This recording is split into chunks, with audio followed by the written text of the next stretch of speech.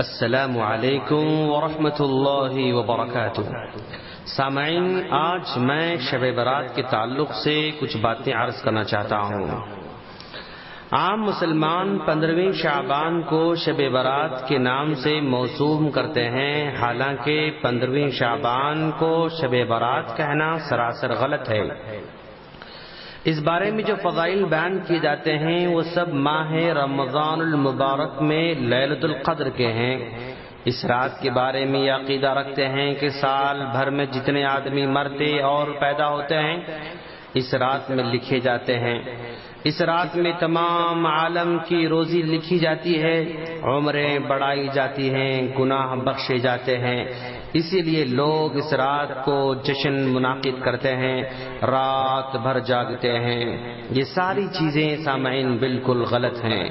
خاص قسم کی نماز بھی پڑھتے ہیں اور اس نماز کی فضیلت میں ایک موضوع من گھڑت حدیث بیان کرتے ہیں، جس کو صاحب کشاف علامہ زمخشری رحمہ اللہ نے بغیر کسی سند اور حوالے کے نقل کیا ہے۔ اللہ کے رسول صلی اللہ علیہ وسلم کی طرف یہ بات منسوب کی جا رہی ہے، جس میں کہا جا رہا ہے کہ جو شخص 15ویں شعبان کی رات میں 100 رکعتیں پڑھتا ہے، اللہ تعالیٰ اس کی طرف 100 فرشتے بھیجتا ہے۔ 30 فرشتے اسے جنت کی خوشخبری سناتے ہیں اور 30 فرشتے اسے عذاب دوزخ سے بچاتے ہیں اور 30 فرشتے اسے دنیاوی بلاؤں سے دور رکھتے ہیں اور 10 فرشتے اسے شیطان کے مکر و فریب سے محفوظ رکھتے ہیں۔ غور کرنے کی بات ہے کہ اگر اس رات کی اور اس رات میں پڑھی جانے والی نماز کی کوئی فضیلت و اہمیت ہوتی تو اللہ کے رسول صلی اللہ علیہ وسلم اپنی نبوت و رسالت کی 23 سالہ حیات مبارکہ میں ضرور اس رات کا اہتمام کرتے اور خاص نماز پڑھتے اور ضرور اپنے ساتھیوں کو حکم دیتے جو ثواب حاصل کرنے میں نبی کریم صلی اللہ علیہ وسلم کا طریقہ اپنانے میں انتہائی حریص تھے، مگر آپ نے ایسا کوئی کام نہیں کیا۔ پھر جو نبی کریم صلی اللہ علیہ وسلم اور خلفاء راشدین اور صحابہ کرام و تابعین سے ثابت نہیں ہے وہ کیوں کر دین ہو سکتا ہے؟ وہ دین نہیں بلکہ سراسر بدعت و خرافات میں شمار ہوتا ہے۔ اسی طرح اس 15ویں شعبان کے تعلق سے مردوں کی روحوں کی آمد کا عقیدہ بھی رکھا جاتا ہے۔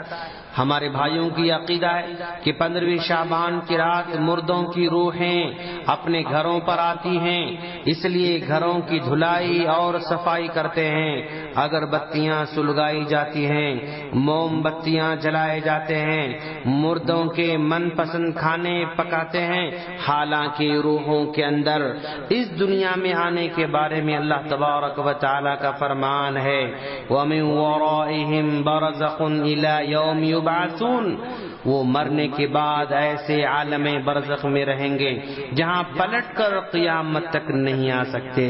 لہذا یہ عقیدہ رکھنا کہ مردوں کی روحیں اپنے گھروں میں آتی ہیں مذکورہ آیت سے متصادم ہے۔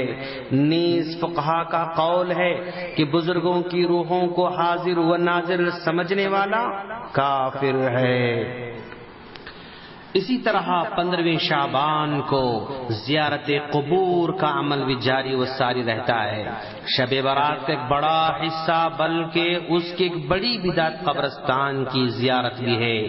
اس رات کے استقبال میں ہمارے بھائی قبرستان کی ٹوٹی پھوٹی قبروں کو سیدھی کرتے ہیں، چونا گچی کرتے ہیں، پھر قبروں پر اگر بتیاں موم بتیاں سلگائے جاتے ہیں، قمقمے سجا کر پورے قبرستان کو منور کرتے ہیں۔ حالانکہ جس انسان کی قبر اس کے عقیدے صحیحہ اور عمل صالحہ کی روشنی سے منور نہ ہو سکی، اسے اس بجھ جانے والی بناوٹی روشنی سے کیا فائدہ ہو سکتا ہے؟ تو اس رات لوگ خاص طور پر قبرستان جاتے ہیں، جبکہ نبی کریم صلی اللہ علیہ وسلم کا اس رات قبرستان جانا کسی صحیح روایت سے ثابت نہیں ہے۔ ویسے تو نبی کریم صلی اللہ علیہ وسلم کا عام معمول تھا کہ آپ قبروں کی زیارت کرتے تھے اور قبروں کی زیارت کا آپ نے حکم بھی دے رکھا ہے، لیکن زیارت قبور کے لیے آپ نے کوئی خاص